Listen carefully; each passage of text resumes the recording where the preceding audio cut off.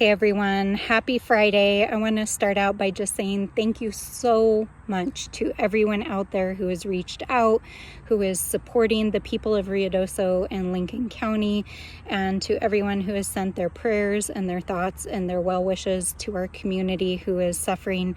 We really cannot thank you enough. And I want to join others out there in also sharing my thoughts and my prayers in solidarity to the people of Central Texas, especially in the Guadalupe Basin, who've just suffered untold tragedies over the last week and a half. It's just been such a challenging time. So I wanted to take this opportunity to return to the discussion we had been hoping to do earlier in the week to talk about what is in the reconciliation package. Many of you I know have called my office, have called the state to ask what's going to happen to your healthcare and your food assistance, and are feeling frightened right now. And so I really want to break down what this bill is, how it came to be, how it passed, and what some of the big myths are in this bill. So let's get started by breaking down what this bill actually is, and then we're going to get into some very serious MythBusters. Now, first of all, I want to explain this bill was done through a process called reconciliation because the GOP wanted to shove a whole lot of stuff into one big package. And the reason why they wanted to do that is that they knew, due to the election cycle, that they would only have a short period of time to get all of their domestic policy agenda done. This is fairly standard for each administration. There's a kind of grace period at the beginning where you've got alignment. They have the House and the Senate. They've got the White House. They've got all these big ideas. And so what they did is try to shove every big idea that they had, whether that was Project 2025 and dismantling, climate, education, food, housing, healthcare, all into one big ugly bill. They wanted to include some of their extremely unpopular and very hyper-partisan bills that they couldn't pass last Congress in, including their immigration and oil and gas bills in here. And they included, of course, some of the promises that Donald Trump made on the campaign trail. It included re-upping a whole bunch of tax provisions that were set to expire this year, and it included a whole lot of pork. Now, I'm talking trillions of dollars, $5 trillion in tax giveaways to billionaires, to corporations, spending on military and weapons systems, private prisons, and all kinds of pet projects of the ultra-rich, Donald Trump's friends, and of course the donors and the lobbyists that are supporting the GOP. And so they put it into one giant Frankenstein of a bill, and they couldn't get it passed under the normal process. So they put it into reconciliation, which requires that it essentially is germane to the budget. And so that's why you have to go through the Senate process. And if it follows the rules of reconciliation, then it is eligible to be passed in the Senate with just a simple majority, meaning 51 votes.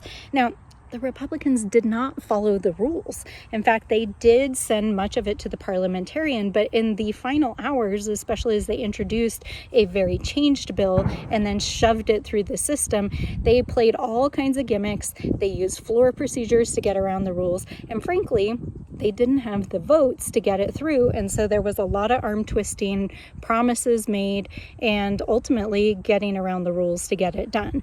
And it, in the end, only passed with 50 votes and just barely in the Senate. And they had to bring in J.D. Vance to be the tiebreaker as the vice president in the Senate, because he acts as the tiebreaker in that situation. And it only passed by 4 votes in the House, with a whole lot of drama at the end.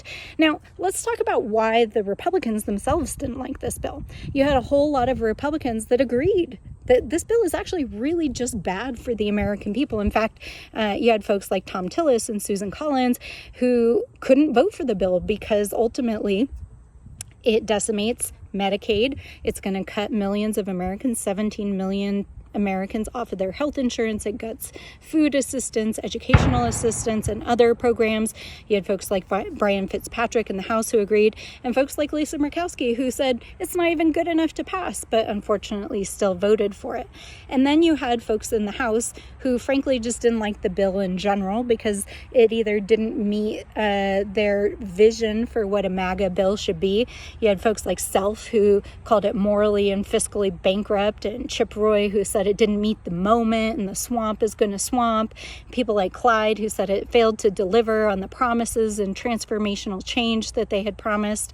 And then you had a bunch of deficit hawks, not socks, who were really concerned about the deficit spending in the bill. And that's going to be the first big myth that we break down here. But people like Rand Paul and Thomas Massie who said, no way, we're not voting for this. Not only is this bad for the deficit, but it's going to be devastating for future generations and for the U.S. economy. And then you had the Freedom Caucus, who by and large, for days, made strongly worded speeches on the House floor and to the press and said they would never vote for it, and then spent a few hours with Donald Trump getting signed merchandise and basically sold their votes.